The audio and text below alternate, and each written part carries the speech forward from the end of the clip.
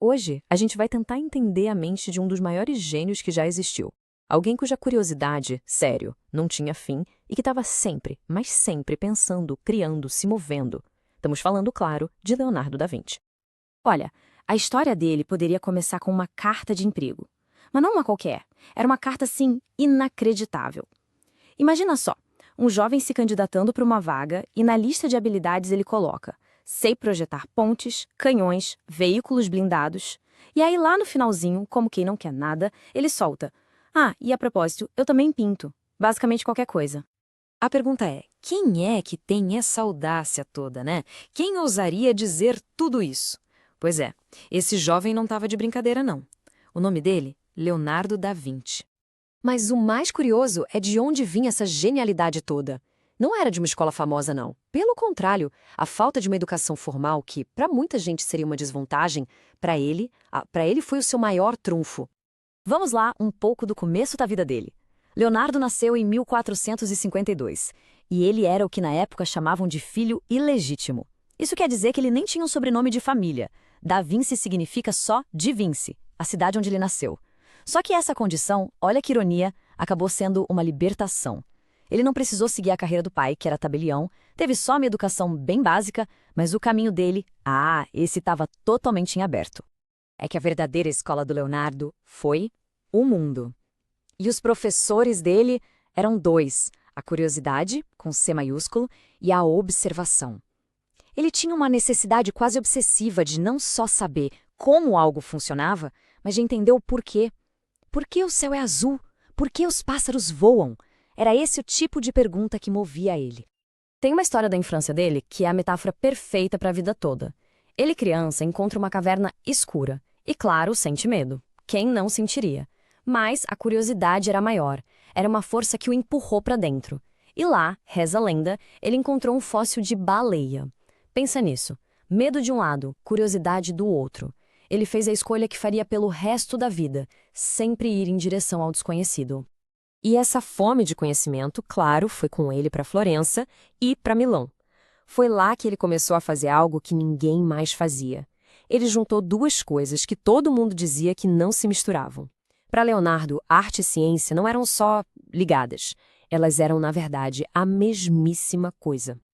Então, com 12 anos, ele se muda para Florença. E não era qualquer cidade. Era o coração pulsante do Renascimento. Aos 14, ele já está como aprendiz no ateliê do Andrea del Verrocchio, que era tipo o polo de inovação da época. E o cara era tão bom que com 20 anos já era mestre. Mas, mesmo assim, na humildade, continuou trabalhando junto com o mestre dele.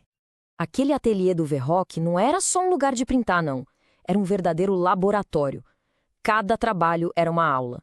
Tipo, vamos decorar uma lápide? Na verdade, era uma aula de geometria. Vamos construir aquela esfera de cobre gigante para a cúpula da catedral? Era um intensivão de engenharia e física da luz. E o mais importante, pintar pessoas? Isso abriu a porta para a obsessão dele pela anatomia. E aí a gente entende o segredo do gênio dele. Era um ciclo perfeito. A arte, para ele, era um jeito de entender o mundo, de investigar a realidade. E a ciência era o jeito de aperfeiçoar a arte dele. Uma coisa alimentava a outra sem parar, num ciclo infinito de genialidade. E se tem uma imagem que resume tudo isso, é o Homem Vitruviano, né? Feito lá por volta de 1490. Esse desenho é muito mais do que só um estudo de proporção. É quase uma declaração filosófica, dizendo que o ser humano está em perfeita harmonia com a geometria do universo. É arte, ciência e filosofia, tudo junto num único desenho. Ok, agora vamos para Milão dar uma olhada de perto em uma das obras mais famosas da história, A Última Ceia. O lance genial aqui não é só como ele pintou, mas o que ele escolheu pintar. Ele aperta o pause do tempo no momento exato, no milissegundo em que Jesus fala: um de vocês vai me trair. E o que acontece? É uma onda de choque, uma explosão de emoção que se espalha pela mesa. E ele, como um diretor de cinema, organiza os apóstolos em grupinhos de 3. Cada grupo tem uma reação diferente. Primeiro, a surpresa total. Depois, o instinto, a acusação. Olha só o Judas ali se encolhendo nas sombras. E por último, a galera que tenta entender, que questiona, que racionaliza.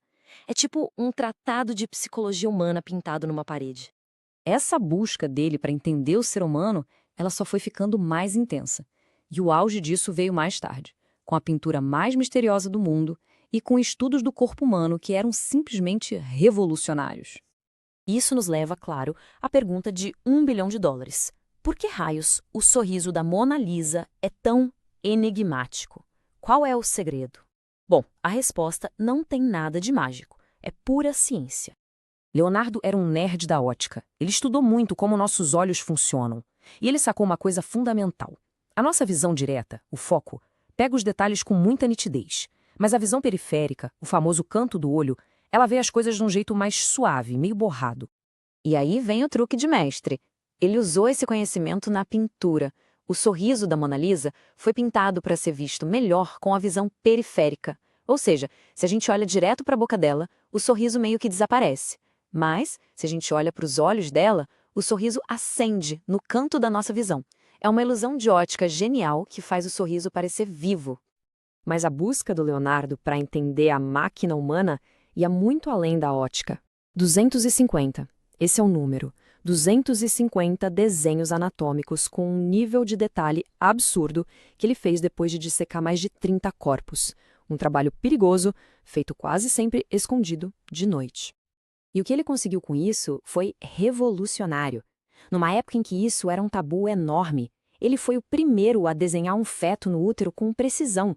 Ele desenhava músculos, ossos, de vários ângulos, quase como se fosse uma tomografia do século XV. Era a precisão da ciência com a alma da arte.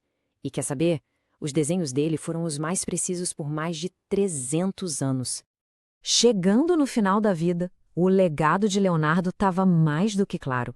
Ele não era só um artista, não era só um cientista, ele era o símbolo máximo de uma coisa: o poder da curiosidade. E para a gente entender ainda melhor quem era o Leonardo, vale a pena comparar com o grande rival dele, o Michelangelo. Pensa assim, Leonardo era elegante, gostava de gente, era científico. Já o Michelangelo era intenso, meio paranoico, solitário, movido por uma força bruta. Eram tipo o yin e o yang do Renascimento. Dois gigantes, mas completamente opostos. Mas no fim das contas, por trás do gênio, existia uma pessoa. E a última coisa que ele escreveu em seus cadernos, depois de páginas e páginas de cálculos complexos, não foi uma grande revelação sobre o universo. Foi uma nota simples, porque a sopa está esfriando. Genial, mas humano. Presente no mundo real até o finzinho. Isso nos leva de volta para aquela caverna da infância. A vida inteira dele foi isso. Foi ele entrando em todas as cavernas escuras que encontrava, fossem as da arte, da ciência, da anatomia, e em cada uma delas a sua curiosidade foi recompensada. Ele sempre encontrou maravilhas. O fato é que, sem Leonardo da Vinci, a arte seria menos inteligente e a ciência com certeza seria menos bonita. Ele nos ensinou que a curiosidade é a melhor ferramenta que a gente tem para enfrentar o medo do desconhecido. E a pergunta que ele deixa pra gente é: qual é a próxima caverna escura que a nossa curiosidade vai nos fazer explorar?